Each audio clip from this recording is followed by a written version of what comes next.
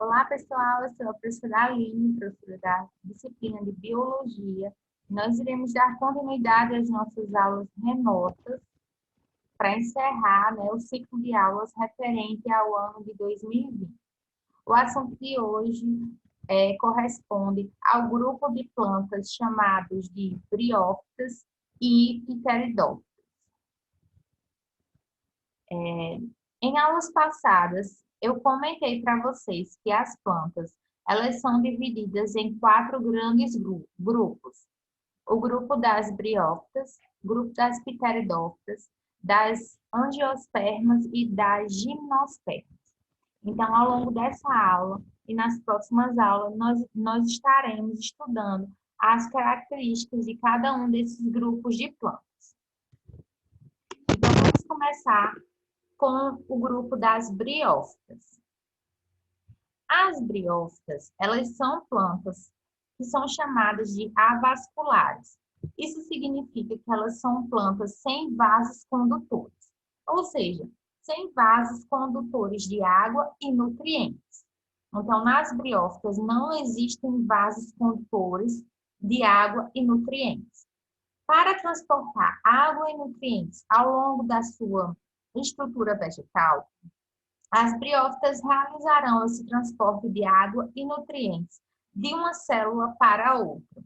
Então, as células irão transferir de uma célula para outra a água e nutrientes até que toda a estrutura corporal, do vegetal seja alcançada por esses nutrientes, ok? Então, o transporte de água ocorre de uma célula para a outra, é passada de uma célula para a outra, assim como os nutrientes. Isso porque elas não apresentam vasos condutores de água e nutrientes.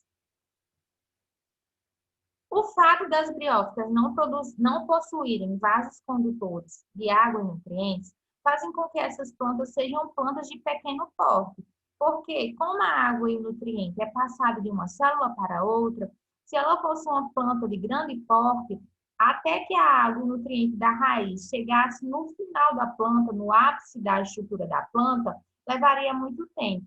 Então, por esse motivo, as briófitas são plantas de pequeno porte.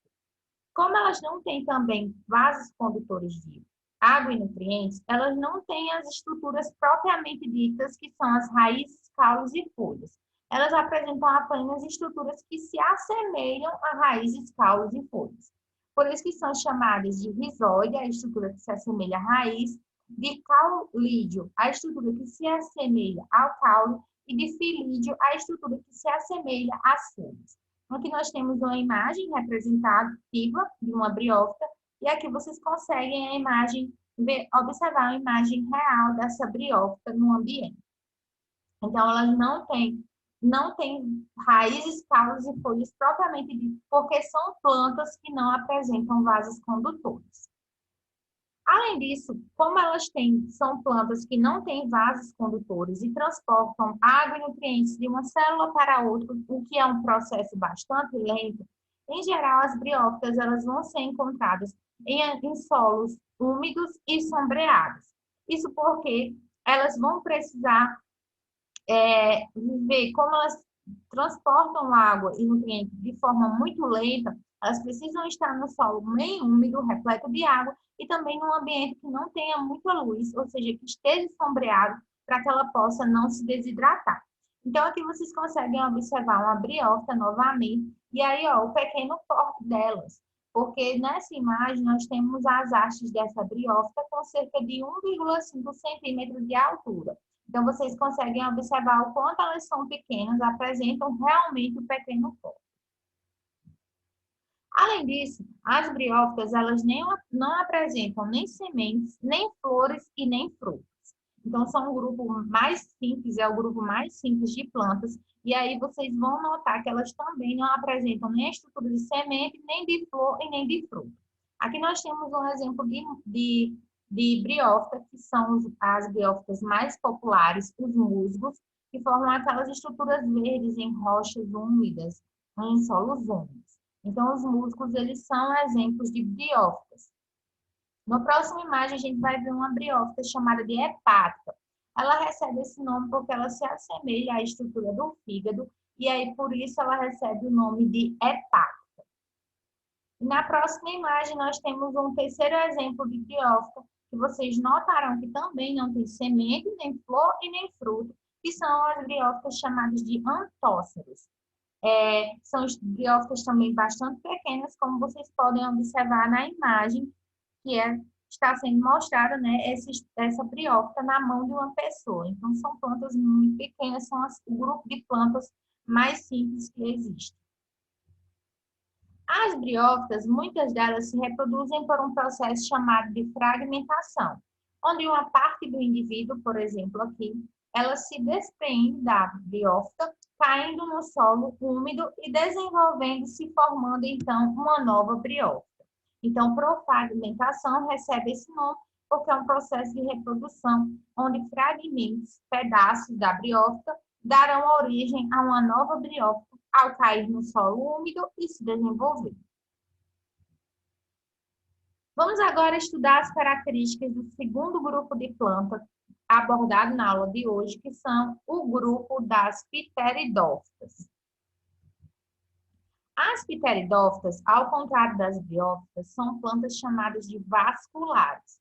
Isso acontece porque elas são plantas que apresentam vasos condutores de água e nutrientes. Então, aqui a gente consegue observar uma litografia de uma estrutura vegetal de uma pteridófita, onde vocês conseguirão ver a presença desses vasos que conduzem a água e nutrientes ao longo da estrutura do vegetal. Então, esses vasos que conduzem água e nutrientes, eles são chamados de xilema e floema.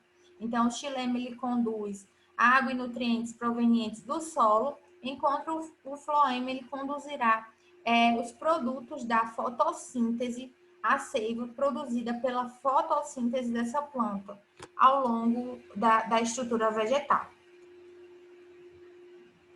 Além disso, as pteridófitas têm como característica também elas habitarem em ambientes terrestres úmidos. Elas ainda são plantas que precisam de bastante água e vão viver em ambientes bastante úmidos. Como exemplos de pteridófitas, nós temos as samambaias, que é um grupo mais comum que todo mundo conhece, as cavalinhas, mostrada aqui na segunda imagem, e um grupo de pteridófitas chamadas de avencas. Esses são 3 exemplos de plantas incluídas no grupo das pteridófitas. As pteridófitas, elas também não apresentam nem flores, nem frutos e nem sementes, assim como as briófitas. No caso das pteridófitas, elas vão se reproduzir por meio da produção de esporos. Então, se vocês pegarem uma samambaia e observarem a estrutura da folha na parte inferior, ou seja, na parte abaixo, que fica abaixo, vocês irão notar pequenas estruturas chamadas de soro. No soro, ocorre a produção de esporos que poderão dar origem a uma nova samambaia, a uma nova planta. Então, por isso que nós dizemos que as pteridófitas se reproduzem por meio de esporos. Esses esporos são nitidamente observados na porção inferior das folhas de uma samambaia, através de estruturas que são os soros. Então, esses pontinhos são os soros onde ocorre a produção de esporos. Então, vamos entender melhor como seria essa reprodução por meio de esporos. Nós temos aqui a nossa planta de pteridófita, uma samambaia. Abaixo da estrutura da folha, nós temos os soros, onde dentro desses soros são produzidos os esporos. Os esporos são jogados no ambiente, levados pelo vento, e encontrando então um ambiente úmido, esses esporos podem então germinar, desenvolvendo um embrião que irá se desenvolver formando então uma pteridófita adulta. Dessa forma, as pteridófitas se reproduzem por meio da produção de esporos. Então, com isso, nós terminamos a aula de hoje sobre o conteúdo de briófitas e pteridófitas. Eu peço que vocês leiam as informações sobre o assunto no material a ser consultado, do plano de estudo que eu enviei, e façam o envio da atividade dentro do prazo informado. Eu estou disponível para a retirada de dúvidas de vocês e aguardo o envio da atividade. Um grande abraço e até a próxima aula.